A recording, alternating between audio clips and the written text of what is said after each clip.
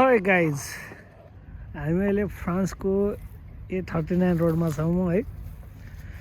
यतातिर हाम्रो डिपिएस भाइ हुनुहुन्छ, यहाँ इन्जिनियरको काम गर्न लाग्नु भएको छ। हेर्दाखेरि इन्जिनियर देख्नु भएको छ। यहाँबाट नि पारे त्यो डाँडाभन्दा यतापट्टि जग्गा किनेर घर बनाउने भनेर के त्यो डाँडाभन्दा मुनितिरको त्यो फाटो घर जस्तो देखिन्छ नि, योबाट देखिन्छ देखिँदैन। त्यहाँ देखिन होला त्यहाँ ल एउटा जुमै हुँदैन,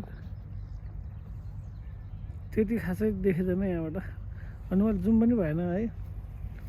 अनि यताबाट यस्तो देखेर मल्याहरू त कति नजिक छ, तपाईँ त केही पनि देखेको छैन। दूरबीनको व्यवस्था छ, तर यो अलिक डाँडा जस्तो ठाउँ हुनु पऱ्यो नि। यो त्यो घर त यहीँ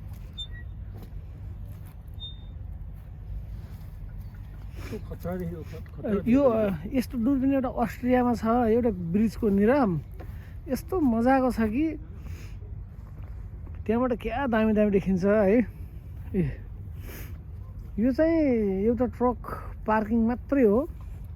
यो एउटा ट्रक पार्किङमा पनि यति ठुलो एरिया छ है। हाम्रो गाडी हेर्छु यो रुखहरूले देखिँदैन नि, नत्र हाम्रो गाडीहरू देख्थ्यो होला। यो के हाम्रो गाडी होला यता है। यतातिर यो बर्गर किङ छ, यो पछाडिपट्टिको मात्रै भाग हो। यो बस्ने खाने घुम्ने ठाउँहरू हुन्। ट्रक पार्किङ पनि नेपालको एउटा पार्क हुन्छ नि, त्योभन्दा ठुलो छ। त्यतातिर घुम्ने ठाउँ छ, यतातिर पुरा एरियाज भइहाल्यो। यतातिर छ। यो हामी चाहिँ अहिले पछाडिपट्टि भागमा आएर हो। यो अगाडिपट्टि गयो भने अझै दामी छ। भिडियो रेकर्ड गर्दै गरेर अगाडि त जानु पऱ्यो भाइ। एउटा ट्रक पार्किङहरू पनि यति यति ठुला हुन्छन् क्या। यो ट्रकको एरियाहरूतिर अझै गइया छैन। म हिँड्दै हिँड्दै ट्रकको एरियातिर पनि जान्छु गाइज है।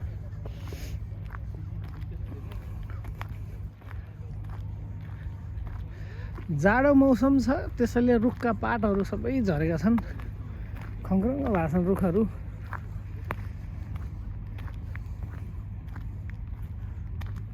रमाइलो रमाइलो ठाउँहरू छ अहिले दिउँसोको समय।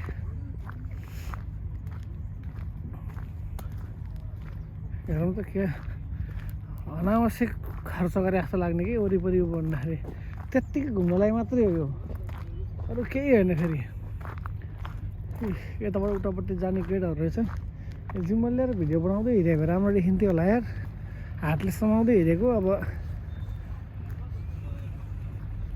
घुमिहाल्छ होला नि, हल्लिन्छ कि यसरी। त्यसै पनि चार्जर लाएर घुमिरहेको। कतापट्टि जानु त यार, माथि ट्रकपट्टि जाने कि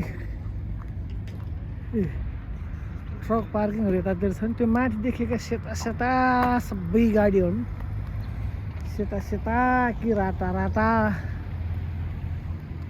यतातिरबाट सरसर्ती देखाउँदै हिँड्नु पऱ्यो गाइज।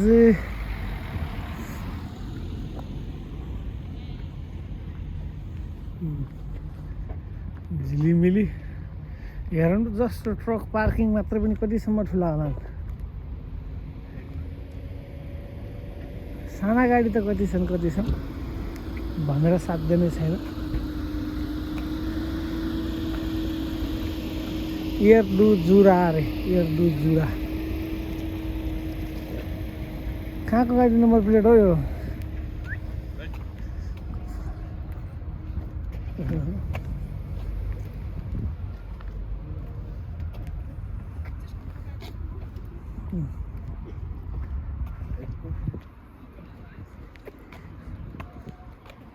यो तलतिर यत्रो खुल्ला खुल्ला ठाउँहरू छ। यतातिर चाहिँ बर्गर किङ छ भने, अब यता चाहिँ बर्गर क्विनतिर होला नि। कसैले यो बाटो फ्रान्स होइन भन्छ भने यतातिर हेरौँ अगाडि A39 रोड हो। यतापट्टि यो लाइनमा साना गाडीको लाइनमा यो टेस्लाको चार्जिङ पोइन्ट छ भनेपछि उतापट्टि अरू गाडीहरूको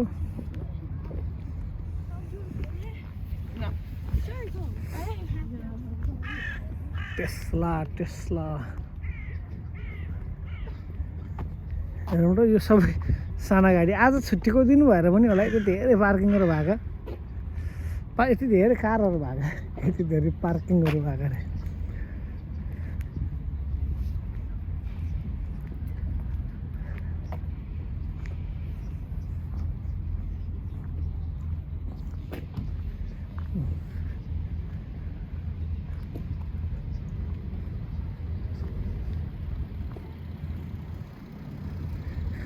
यस्तै मजाले सरसर्ती घुम्यो भने पनि 1-2 घन्टा त त्यत्तिकै टाइम पास हुन्छ है